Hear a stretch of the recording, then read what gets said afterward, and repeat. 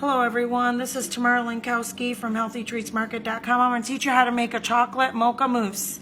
So what you do is you get a 16-ounce heavy whipping cream.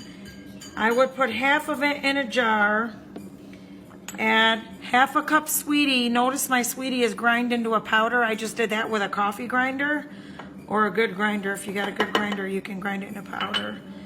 2 tablespoons cocoa, pure cocoa, okay? Unsweetened cocoa, 1 tablespoon instant coffee, and a half a teaspoon vanilla extract. And then you just add the rest. Okay, and we are going to blend this and enjoy our mousse.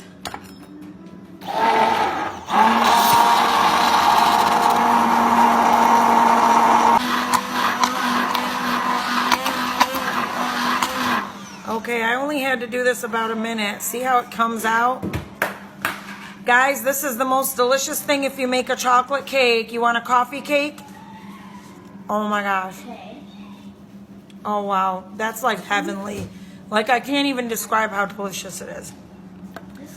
And you don't have to feel guilty. And there's no sugar, it's all keto. Anyway, what I do is make a chocolate cake, cut it in half, and put this inside of it.